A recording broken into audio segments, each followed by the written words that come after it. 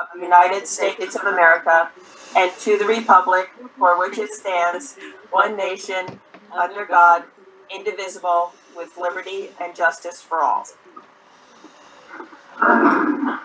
All right. All right, so this meeting is called to order, and we will start by a motion to accept the regular meeting minutes from the 12th of April. So moved. Mark, and second? Cindy, are there any comments, corrections to those minutes? So that was our organizational meeting. So, all right, all in favor of accepting those minutes, say aye. Aye. Aye.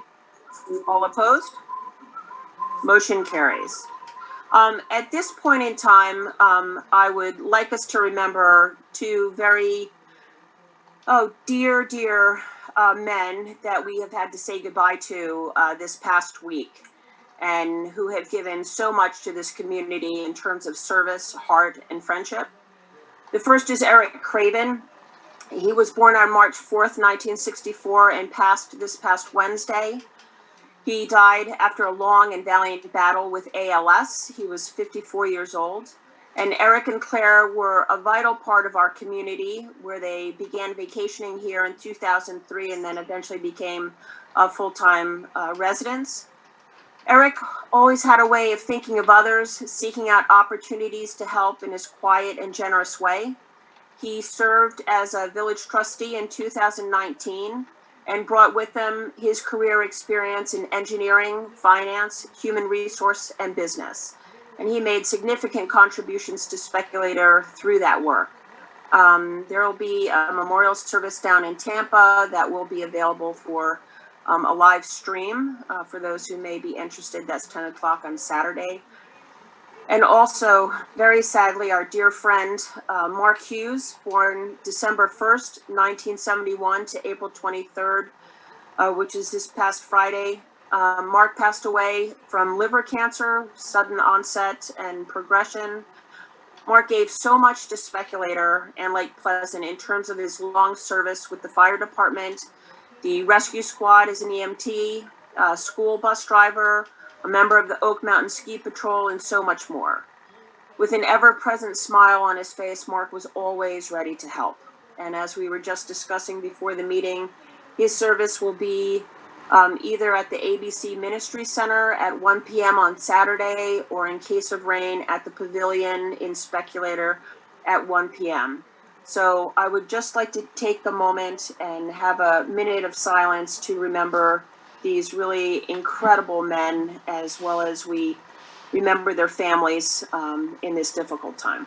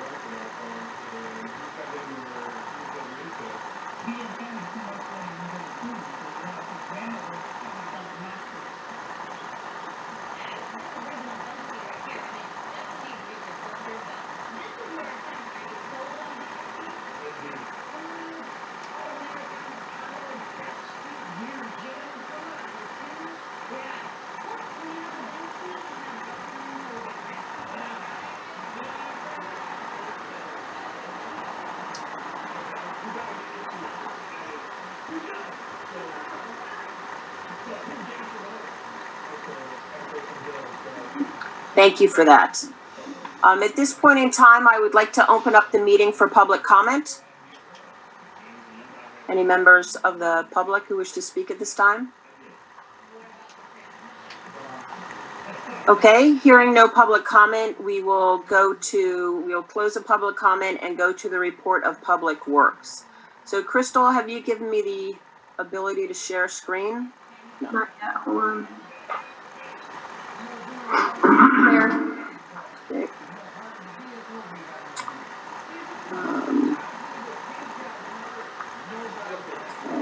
That is not Roger's report. There we go.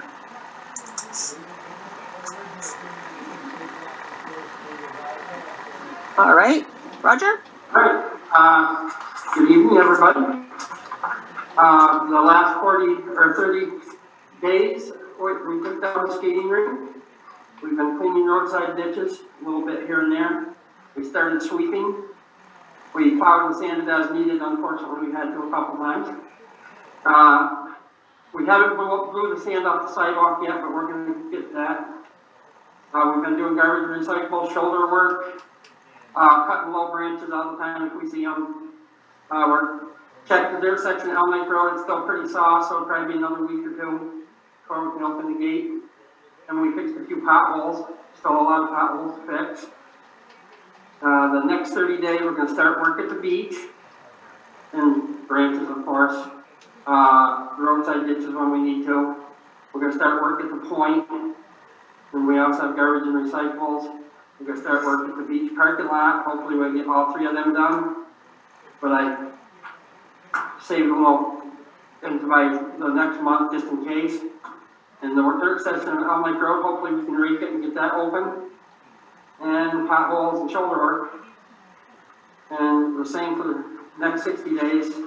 We'll be working at the beach, the point, the parking lot. We're going to be fixing the, where did I write it? The damage at the ball field. Because there's lots of damage at the ball field from where we plowed and stuff. And that includes the fence, Roger? We worked on that today. That's pretty much back in place. We just have to pull the fence down a little bit now. But the bars and everything have been put back. Great. We have to pull the fence back to the bottom and retie it. And my tips report hasn't changed much.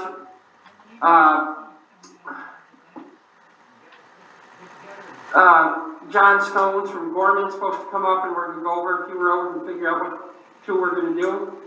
We'll probably be hauling in item 4 when the new budget starts, and I'll check my culvert stock, and hopefully the new truck will be coming in May.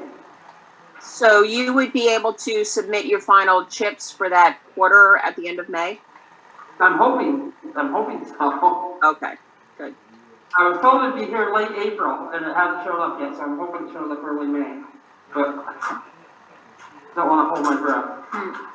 And just in the planning for the beach work, just a reminder that the fly-in, the 49th annual play-in fly-in will take place on the 4th, 5th, and 6th of June. No, so hopefully that'll be in good shape for them. I'm there first because I know that's the spot that gets used the most. Okay, terrific. The point doesn't have that much damage, so I mean, the beach, hopefully get that done and then do the other 2. Good. We removed the posted signs from all of our roads today. The county took theirs down, the town took theirs down, so we removed ours. They all seem to be in pretty good shape. Let me get to my last page here. So the heavy trucks can go on these roads now? Yep. Okay, last but not least, I'm asking that Jonathan Samard be elevated from a laborer to the village maintainer without a CDL, with the proper pay increase. And I'm also asking that Paul Alfieri be elevated from MEO to the village maintainer with a CDL with proper pay increase. So, Roger, you have shared with them both the job description for village maintainer? I showed it to Paul. Tree was on the garbage truck all day, so I showed it to him first thing in the morning, but I read through it and it's everything the Tree is pretty much doing now. Okay. But I will give him that first thing in the morning. And then just as a correction, the title that Paul Alfieri has with the village at the present time is laborer. He had held an MEO in the past and then was put as a laborer, and the previous boards have never restored that to MEO.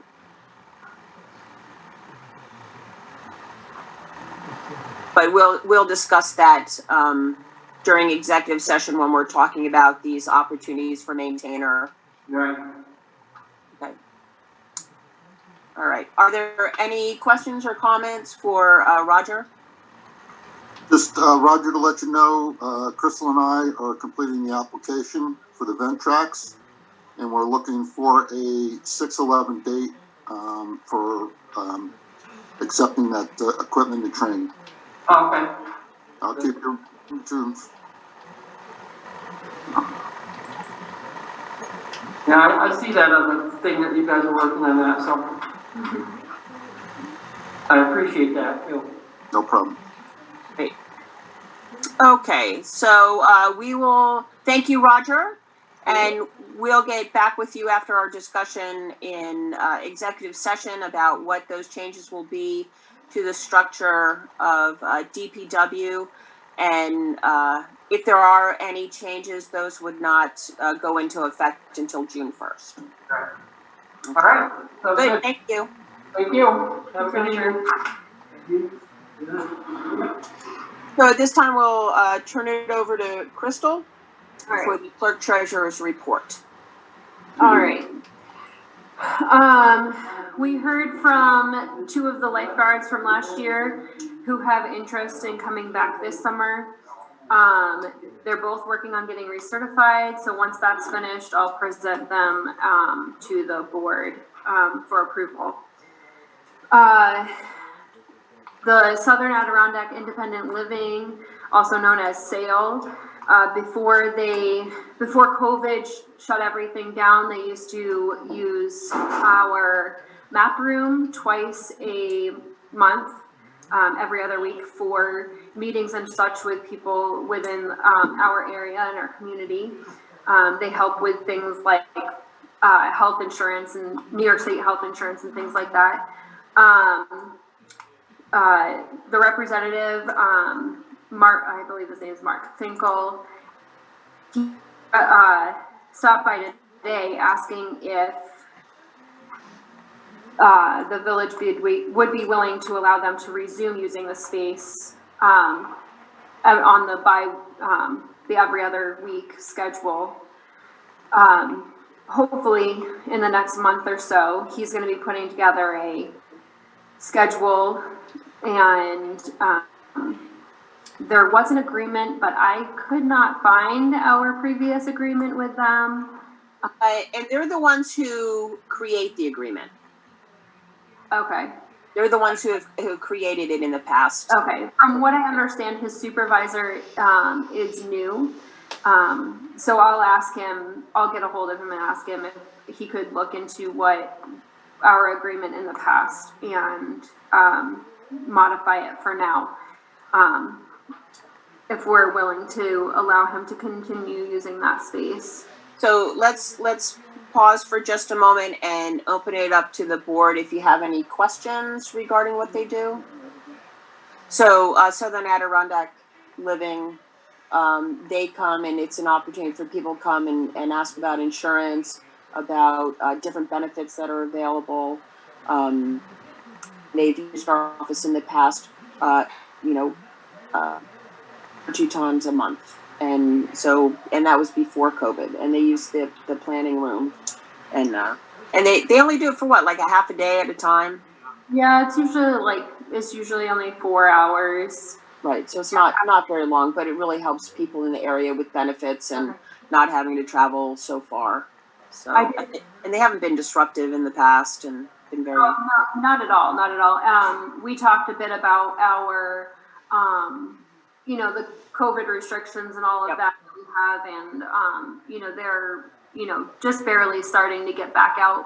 At least the company is just barely starting to get back out, so they fully understand, all those restrictions and everything. So, Then why don't I put it to a vote, whether the board is willing to have Southern Adirondack Living again enter into an agreement that they would come and use our offices on a basis and follow COVID and procedures that we have.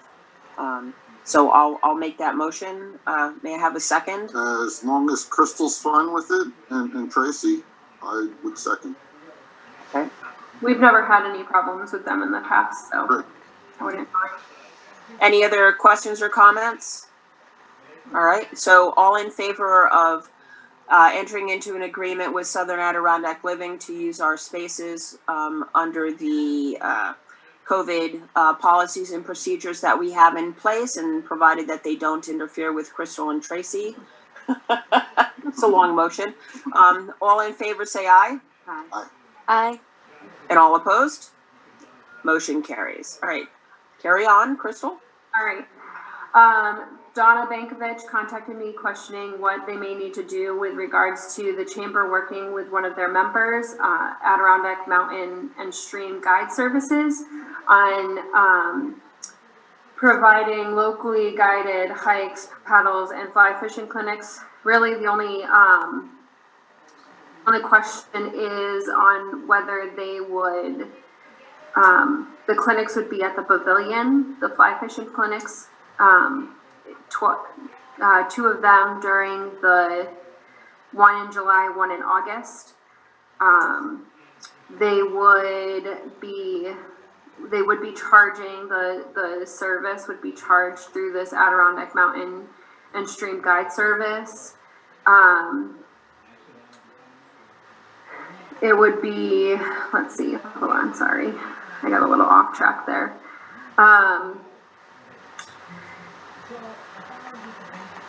The clinics would be at the pavilion July 28th and August 18th from approximately 1:30 to 3:30, and would be limited to 8 people. They developed this idea after having many requests for guided hikes and tours, paddles and fly fishing clinics. The guide service would hire a local, somebody local in order to do these guides. I'm guessing they probably already have that local person. So Donna really just wanted to know if there's anything other than the pavilion use form that they need to do for the clinic, and if there would still be a fee when this is a chamber sponsored activity. Well, I think we've been, according to our policy, if they live in Speculator or are a non-for-profit, we usually waive the pavilion fee. Mm-hmm. So this is a for-profit organization. That'd be my, any thoughts or otherwise? They would have to have a fee. Yeah, there would be a fee that would be charged. Yeah, Okay. Unless it's a not-for-profit, so like we have the Twigs Art Show, we have the food, the farmers market that are not charged, but other things are charged. Any thoughts, Mark? Not really. I mean, I would hate to see the chamber charge for something that has, positive for the community. Well, it's not the chamber. It's a It's business that's affiliated with the chamber, if I understand it correct. It's not a chamber activity. No. It's a business that's affiliated with the chamber, and that. they need to be charged, just like Yeah. everybody else. And I don't think our fee is that high. Right. Yeah. What is the fee? Crystal? The fee is $100 for outside residents. That would be prohibitive for him since he's only going to have 8 people. Does he live in the village? He does not. His guide lives in the area. I don't think it's the village, but I believe it's Lake Pleasant.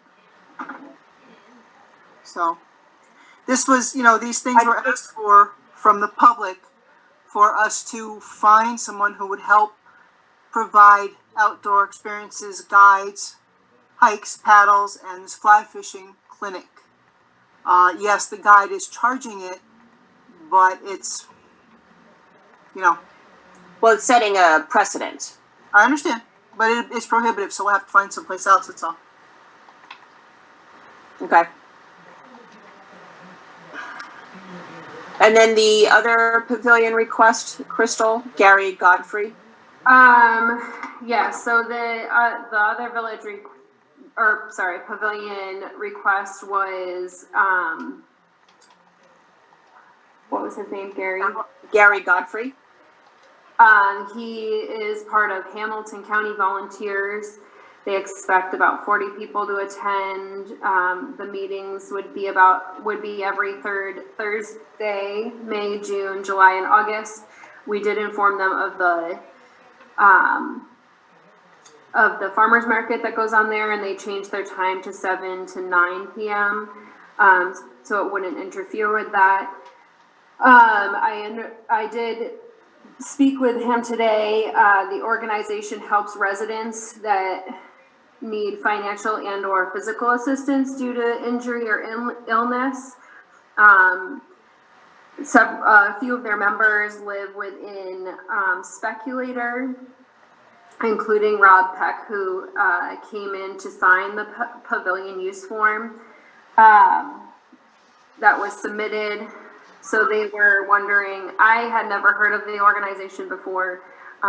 We do, as Jeanette said, we waive the fee for residents and non-for-profit organizations. So I don't know if that would fall under this category or not, being that Rob's on there within the committee, or if anybody else has heard of the organization or not. I personally have not heard of them. They don't have a website. I think that they would have to show that they're a not-for-profit, that they're a 501c3, or, sorry, they're Canadian geese that have followed us down here. Choke that thing.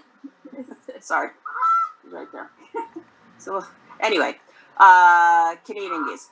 So I think they have to demonstrate that they are a not-for-profit. So I think we had some questions about Mr. Godfrey in the email, and trying to get in touch with them, and just some things that just didn't sit well with me.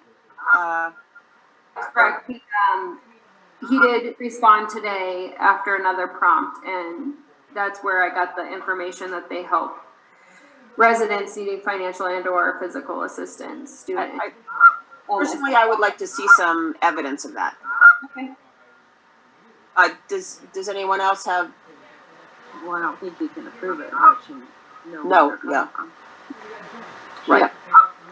And they would need to have some sort of better ability to contact them, because they were unresponsive to email, and frankly, it's a little off-putting when I called the number on the form, and the answering machine said it was the Easter Bunny. That's just me. All right, so Crystal, if you could follow up with him again and ask for evidence of a 501c3. Sure, I will. And if just because there are members on the members of this large organization, I would want to see that some of our residents are at least part of their organizing committee. That it really is something local. But a volunteer organization would forego the fee, otherwise they would be charged. Okay. I will get more information from him.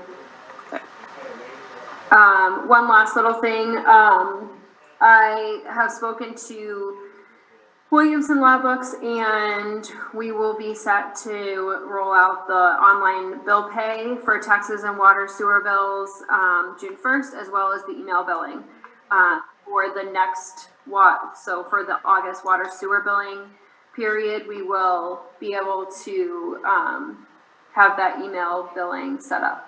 So Great. obviously bills go out this week, or next Monday for water sewer, so we wouldn't be able to have it ready for them, but and that's it really.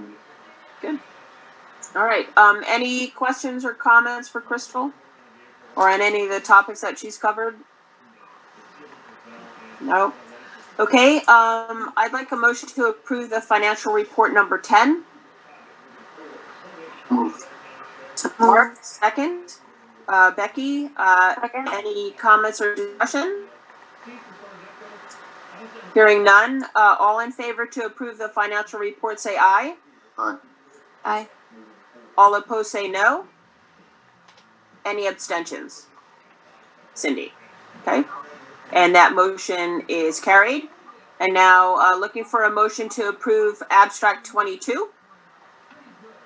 Moved. Mark, second. Becca, any comments or questions on abstract number 22? No? All in favor of approving abstract 22, say aye. Aye. Aye. All opposed, say no. Any abstentions? Cindy. Right, motion is carried to approve the payment for abstract 22. So going through old business, COVID-19 update, we have submitted some reports. Oh, I'm sorry, COVID-19. Sorry, that was another old business. So COVID-19, I haven't seen anything come through recently from the Department of Public Health, except that they are continuing to have clinics and that they are looking to have a vaccination clinic for summer help that would be coming up. And I think that still remains to be seen when they would do that and what vaccine they would have available. And I have not seen any reports of new cases within the county. Second is the FEMA emergency Halloween storm update. As Roger said, we'll be working on the beach, the point, and the parking lot. The beach and the point are ones that are under the FEMA COVID update, as well as improving the riprap that goes under the Marion Avenue culvert, as well as the banks. All of those three projects, an extension has been filed with the New York State Department of Homeland Security, and those should be approved for up to 2 years, although we should be getting it done within a month or two. Next is the FEMA COVID update. I have submitted our reports for review by New York State Department of Homeland Security, awaiting that reply before we can submit it to FEMA for reimbursement. Next on old business is the Verizon small cells. I was in touch with David Lamandola, who is the government contact with Verizon. He wrote me and said that Oak Mountain Tower work is complete. Everything is in place, and it was placed in service as of the end of March. There are additional 2 small cell towers located within the village and 1 within Lake Pleasant that should be activated on or before July, barring any unforeseen delays. So, of course, my hope is that it would be tomorrow, but hopefully that'll be soon.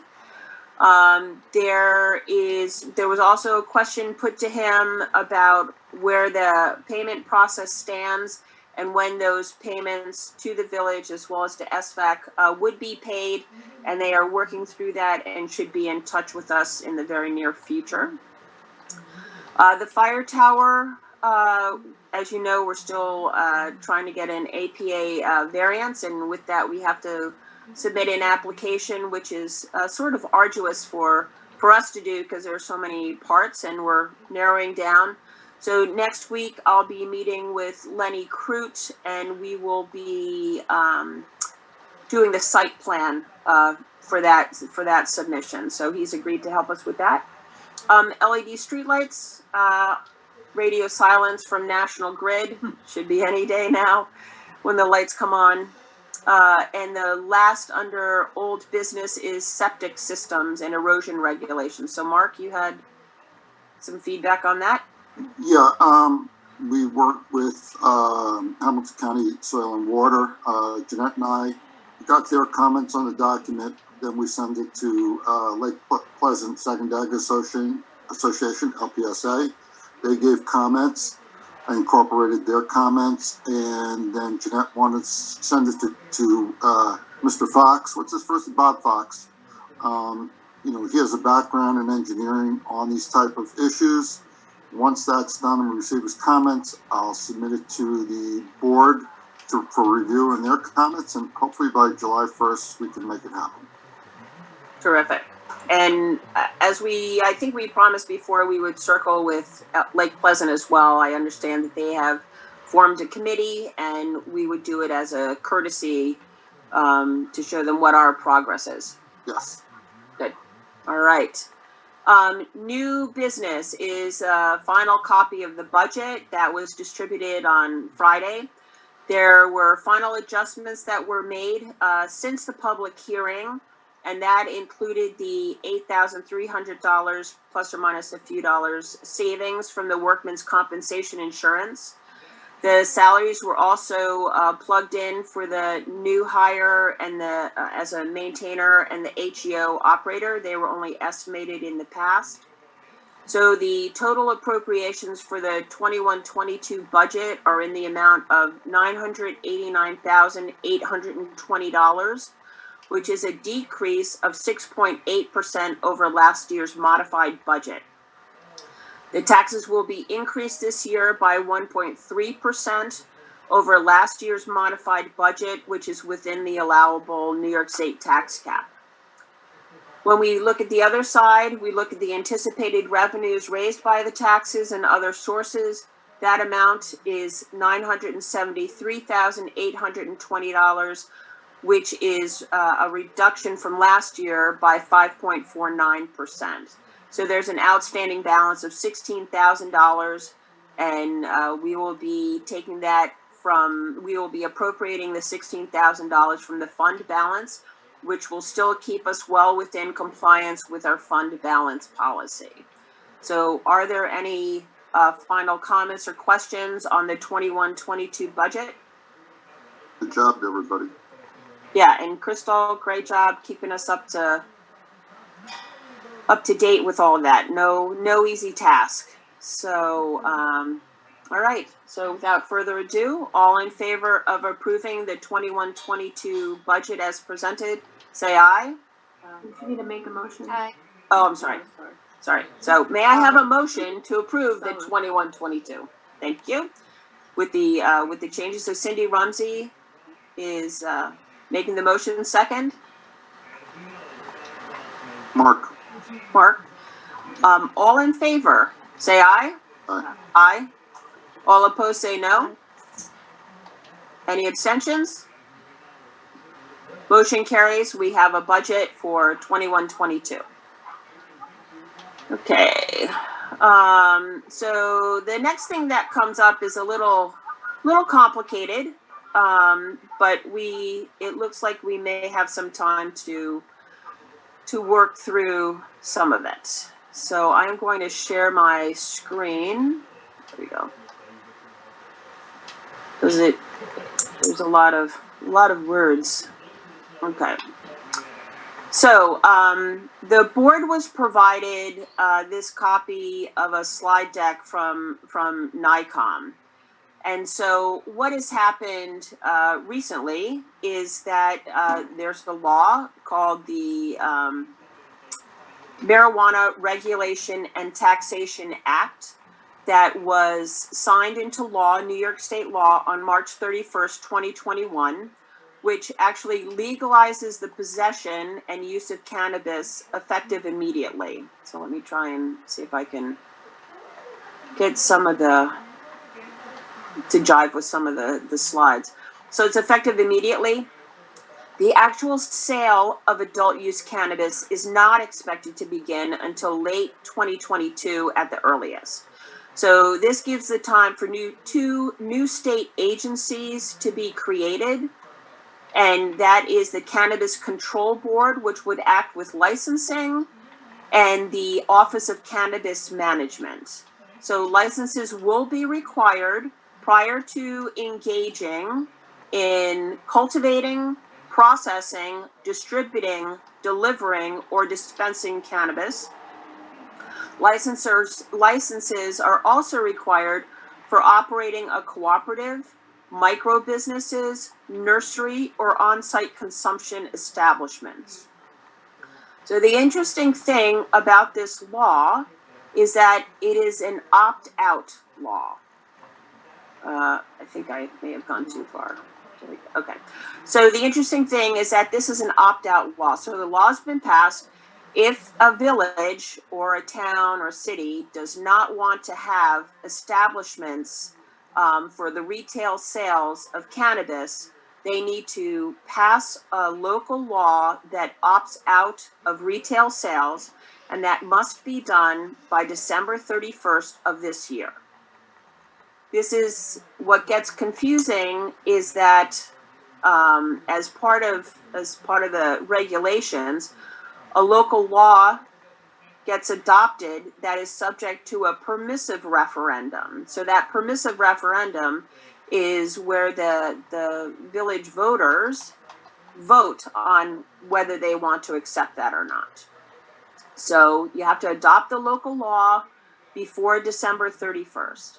If you, for an opt-out, if you, let's say we say, no, we think we're gonna go okay, or we're gonna opt in, we're gonna let things go as they are, or we miss a deadline or whatever, we cannot opt out after December 31st.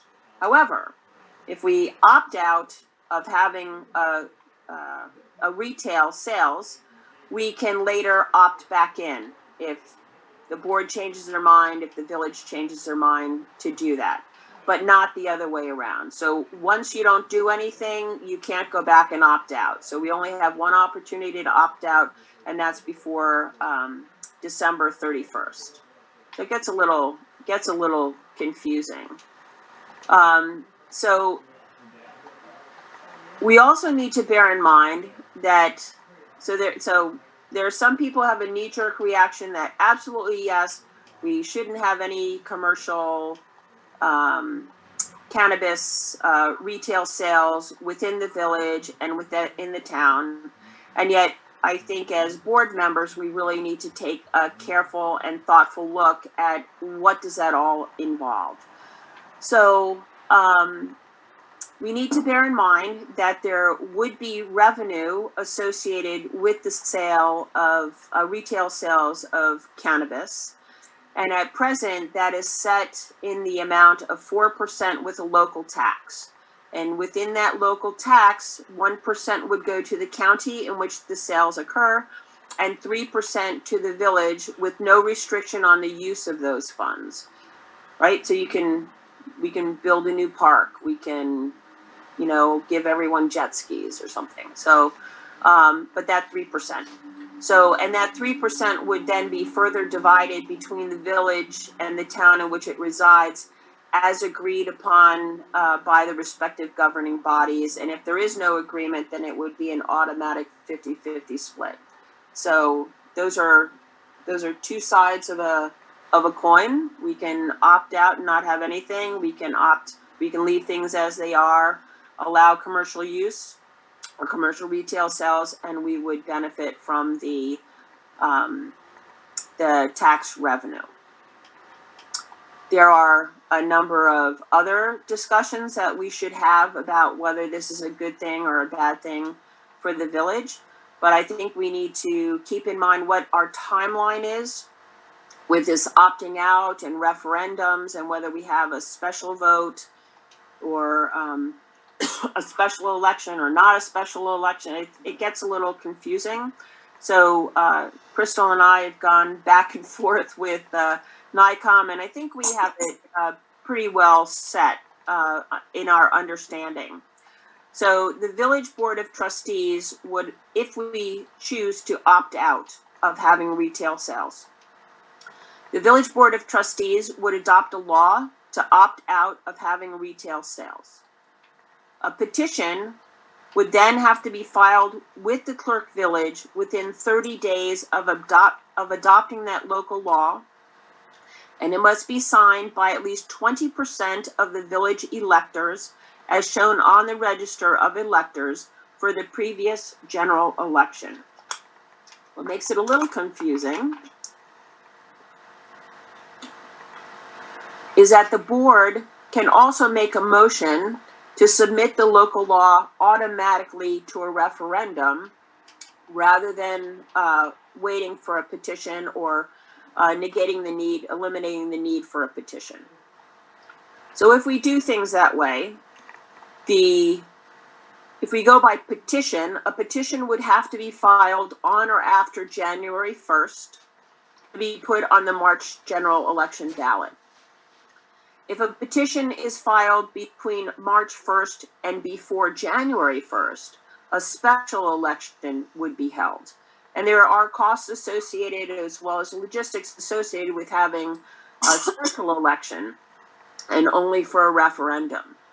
So we would need to determine what the timing of that is. And so Crystal and I have spoken with NICOM, and so what we understand is that we should, if we decide to opt out of retail sales, we would pass a local law in December, probably our first or last meeting in December. And then in January, we would make a motion to bypass the need for a petition and automatically put it on the general election as a question to the village residents. Is that clear as mud? Yes, clear as mud. Good. All right. And Crystal, I think I stayed within the right timelines for that, right? Yes. Okay, good. So, but the law does not end there. We do have more work to do, because the other part of this law involves, what does it involve? So there's revenue from the sales, personal cultivation. There we go. So, well, I'm sorry. For me, it gets very confusing. So if we if we allow cannabis retail sales, we would have to address our zoning laws, because we would have to talk about things. Do we want smoking areas, places that allow, gatherings for smoking, much like you would see in a bar? What would be our regulations for smoking in public or within public parks and beaches and ball fields? We would have to do that much the way we do for smoking in general, because you can't say, oh, you can smoke cigarettes here, but you can't smoke cannabis. You can't discriminate in that regard. So we would need to make sure that our zoning and our regulations would reflect that. And in addition, there's personal cultivation. So even though we opt out of a retail sales organization or retail sales opportunities, we still need to think about associated regulations for personal cultivation of cannabis. So the law allows up to 3 mature cannabis plants and 3 immature plants per individual, or up to 6 mature plants and 6 immature plants per household. So we have the option to enact reasonable regulations of personal cultivation and home possession. And it should be noted that local governments may not prohibit personal cultivation or possession. And in addition, personal cultivation is not allowed until the Office of Cannabis Management issues regulations for home cultivation and storage, and those are due no later than the end of September. Also within all of this, we have concerns as an employer. So we are not allowed to discriminate against individuals for cannabis use. However, we are not barred from discharging or disciplining an employee who is under the influence of cannabis and is acting impaired while on the job. So what does that mean? Let's say we're going to hire Cindy Rumsey for a position within the village, and I know that she smokes pot on the weekend. I cannot say, oh, we're not going to hire her because she uses cannabis. We would have to look at her qualifications and review them in a regular pool. However, if we hired her to come into the position and she came in clearly under the influence of marijuana, then we would be able to discharge her for being in an impaired condition. Okay, they are noisy. Sheesh. Okay, so is that clear? So we need to go back and look through our employee handbook and make sure that that's very clear within that area. Can I make a comment? Yes. Going back to the, like regulations on smoking within, like smoking cannabis within Speculator, we're still gonna have to go back and look at the zoning regulations, because it'll have to say, like, our smoking, like, we currently have no smoking at the pavilion and the playground. It'll have to include, that regulation will have to include cannabis as well, because just because we opt out of having a retail store, it'll still be legal to smoke it here. Yes. Right. Oh yeah, personal use is still fine. We'll still have to go through those. Oh yeah. I'm sorry if that wasn't clear. We still need to go through, it's gonna be a process, so we need to go through our zoning regulations for personal cultivation. We're gonna have to go through our zoning regulations for smoking. We're going to have to go through our employee handbook for employer concerns. So I think we have a little bit of time to break those out and assign each of us a certain area to do that and bring it back to the board to work on those things. In addition, what is my addition? Oh, I was speaking with Betsy Bain, about how the town is leaning. And I know she was speaking with Sheriff Carl Abrams. And in the meantime, I spoke with two deputies that will remain anonymous for now. And so I put the question to them, what did they think about having facilities that would sell cannabis dispensaries? And both of them, I was surprised to say they didn't see any issue with having dispensaries for a couple of reasons. So the first is that you tend to see more sheriff-related arrests, altercations, accidents, crime related to alcohol than you do with cannabis. And on another point, they said that they would much rather see people getting more pure forms of cannabis, because people do smoke. People do take cannabis here even before it's legal. But most of the sources mix the cannabis with other impurities that can lead to other issues, and that having a dispensary available, be it here or someplace else, would improve the quality, if you will, of the cannabis products. On the other hand, we would have to think about, if we wanted to go that way, zoning as far as how close to the school, how many, there are a lot of things to consider. So any thoughts or comments? Betsy, do you have anything to say on behalf of the town at this point? You left. Oh, okay. All right. Sorry. Yeah, any, Well, I have one comment. yeah. I mean, we can't even get prescription medicines without driving down to Northville. So I think it is common for us to know that we have to go places to purchase some of these things that we need. I would question whether there are more alcohol related just because alcohol has been more readily available. I don't know if it's going to increase in areas where this has become legalized. I think if we look, at Colorado or some of these other places and see the things that may come along with it, we just need to take a good look at that before we decide. And also, if we do what we need to do to opt out, and that gives us the opportunity to opt back in, what would the question be in March? And does that just confirm like what the direction the board is going in, or does that change whatever we would do as a board? So, In March. so the way that question would be is we would pass a law to opt out of retail sales. And then the question to the public, voting public, would be, do you agree that the village should opt out of retail sales?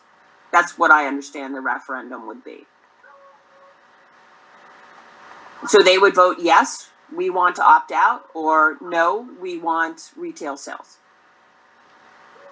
And So then that gets put that to the go public. into law, or what's Yep, the next step and after then that? based on the results of the referendum, we would modify our laws accordingly. Otherwise, it's just automatically there. Right. So at least my own feeling is similar to yours. I think that if they're not giving us an opportunity to opt out after December 31st, there's no harm in passing a law to opt out now and then opt back in if things change or our thoughts change. But if we don't take that opportunity now, then we're never going to have an opportunity in the future to do that. I would refer to Cindy, because her son is a city planner, town planner in a town in Massachusetts for which cannabis has been legalized within the past 2 years, 3 years? It's been a while. Oh, it's been since 2017. So, Cindy? So I spoke to my son about this, and just to get an opinion on what it could mean for the town. Their town is a bit bigger, but he kind of compared another smaller. It's not really a village; it's definitely a town to us, and how their revenue. They've just been able to benefit from their revenue. But he also was saying that the average person that goes to the dispensary is a 53-year-old male, that most younger people do not want to spend the money for the taxes that they would have to spend, and they still are taking their chances and buying cannabis on the street, which I thought that was interesting, that it was an older demographic that was using the dispensary. He has done, their crime rate has not gone up. In fact, I think he said it's gone down. And he was saying that. That's due in part for not getting charged for possession greater than for three possession, if grams. somebody stopped for like a traffic violation or something. But he did say that their town crime rate, well, in Massachusetts in general, had dropped considerably. And I forget, what was the total amount of revenue for the state? It was like 1 point. I thought it was several million, like Yeah. 3 million, Yeah, it was a lot Over- of money that they. over 3 million, and that the town themselves had benefited 100,000 or Oh yeah, it's a I lot don't of remember lot exactly. of smokers in Yeah. Massachusetts. He did send us some information. Colorado was $1 billion. Yeah, I feel like it was 30 billion? 1.3 Yeah, or something yeah. like that. Yeah, billion. So he was going to send us some information. Which I can. I emailed what Jeanette. I emailed it to Jeanette today, but he sent it to me late in the day, so we can have at least something to review from a town. From a town that has legalized marijuana. And then look at some of their zoning options, what Right. they've done, how things are restricted or not Plus, restricted. the other thing that came up for discussion was, well, how many dispensaries will you allow? And so they went on a percentage of liquor licenses, and then determined whether they needed like +2. I think they did 20% of their liquor license +2, so that they would have a cap on how many they would allow within their actual town. So there's a lot to think about, a lot to review. I think that it would, we can forward what was sent to us late this afternoon about their regulations and some of the information that they have. And I think that at our next meeting, I'd like to see if we can divvy up some tasks with this review process, talking to people who have cannabis dispensaries in their towns and villages. If we know people within Massachusetts or Colorado that we can, Vermont, It's not really. no, Vermont isn't legalized yet. Well, Or it's they've legalized, just they just legalized, but haven't. they're like, They're not selling. same as us, right? Yeah. So, just to get some background, we don't have to reinvent the wheel. And then, more importantly, looking over any zoning issues that need to be, zoning regulations that will have to be modified or considered. So we've also asked about that, particularly with regard to personal cultivation. And in speaking with NICOM, we don't think that there will be a large call for growing plants and processing centers and things like that within the Adirondacks or within our region, given the expensive electricity and shipping and all that sort of stuff. So that may be left for the larger areas. So any thoughts about that, or anyone have a different approach? Okay. All right. That was fun. I think there'll be a long discussion, and that we'll target, to do anything before December would put us in a bind as far as timing and requiring us to have a special election. So that's the reason why we're gathering and doing our due diligence now, so that we can prepare for our decision in December, and then keep the timing so that it would allow the permissive referendum with the general election in March. Okay. So I will stop that share. The last bit on our agenda today is that we need to pass a resolution. Where is that? Let me call it up. So we have to pass a resolution for Comp Alliance. Okay. Where is that? I can't see that. I'm sorry, I'm trying to find Comp Alliance. Nope, that's not it.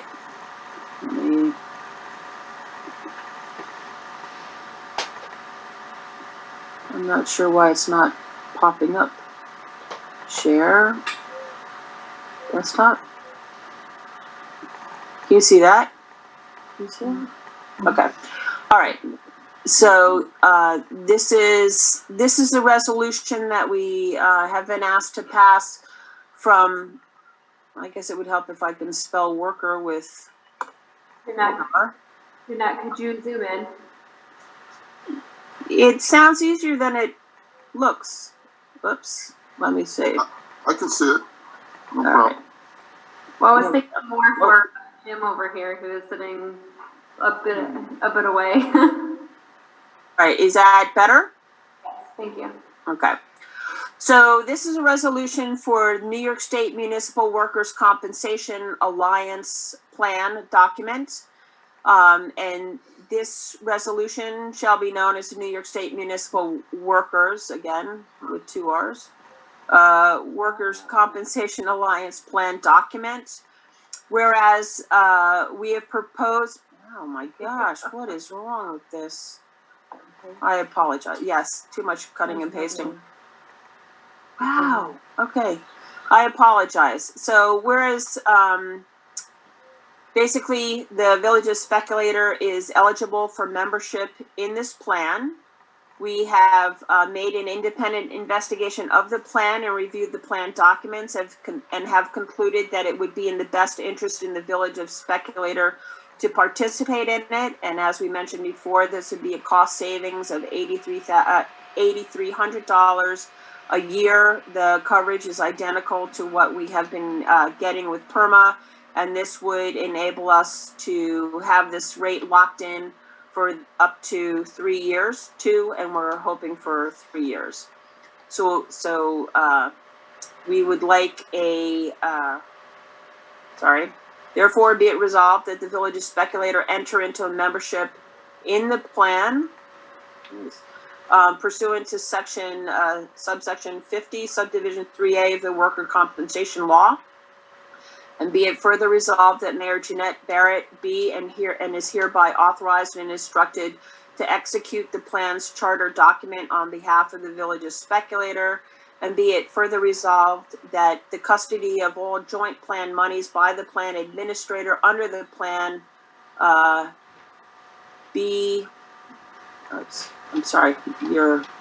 is being blocked by the thing.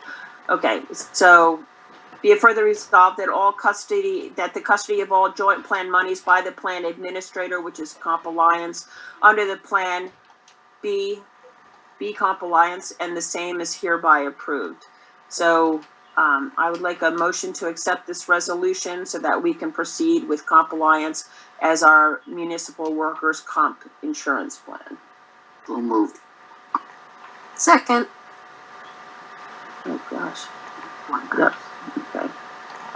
Any questions, discussion? Hearing none. All in favor say aye. Aye.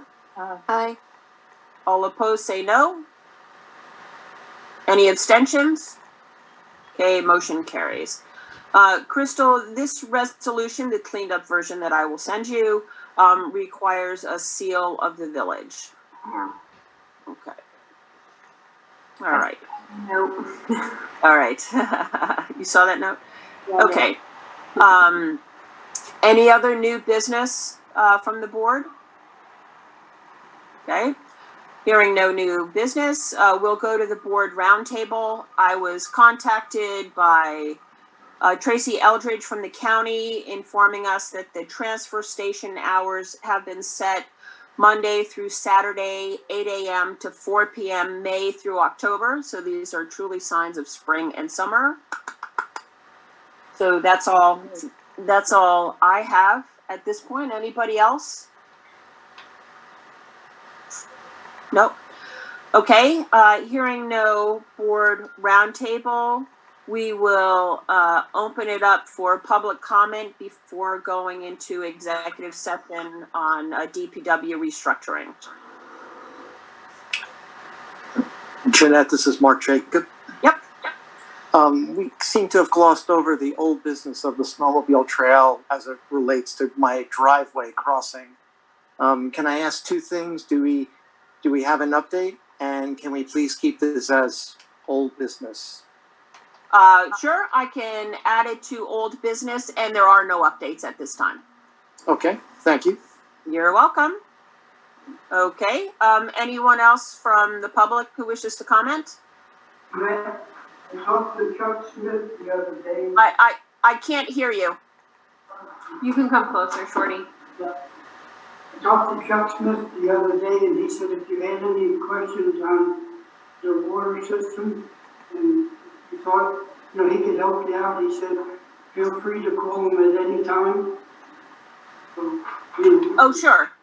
Chuck used to be head of the water and sewer department, so. No, yes, I'm well familiar with that, and we speak to him from time to time as needed. Was there something specific you were referring to? Having a bump into him and could you ask that question about the point and stuff like that, and I thought you were talking about the water pipe down there, and so Chuck said, well, if you have any questions, don't ever be afraid to call him. No, so that was in relation, Shorty, to a question that was raised by Fema as to any and all documentation as to when the Sagandaga water main was placed underneath the river and what areas were disturbed.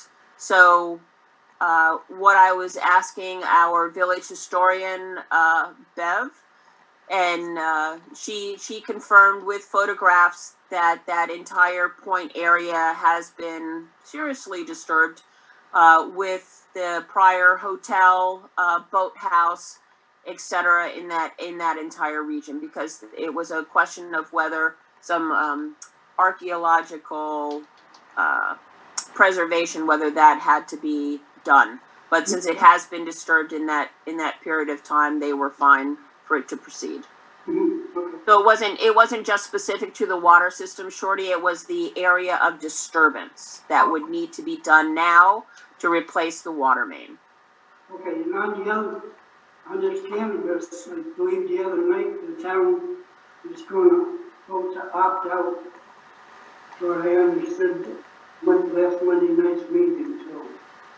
Right, so in speaking with Betsy Bain, last week, they have that under discussion. And, she had informed me that, most of the board, if not all of the board, was leaning towards opting out. I am not well versed in the specifics of town law as to what their options are, as to when they would approve a law and put it to permissive referendum. But I think it's fairly similar to what is seen in cities and villages. So they may want to review that with their local group that's comparable to NICOM to determine what the timing of that is. Because if they do it too soon and the permissive referendum is required, they may have to go into a special election rather than time it such that they would pass a law and then automatically put it on the general election ballot. From what I read in the paper, the only one that's going to make any money on this the state of New York. Everybody else going to be left in the background from what I read. So. Well, at the present time, the law was passed such that the villages, the cities in which there's cannabis retail, they would see a portion in taxes stay with that respective village, city, or town. But you're right, New York State. All right, not mine to say. Okay, so hearing no other public comments at this time, we will close it.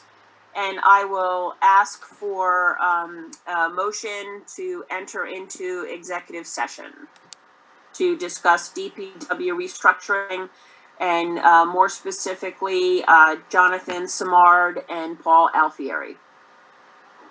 May I have a motion? So moved. Mark, second?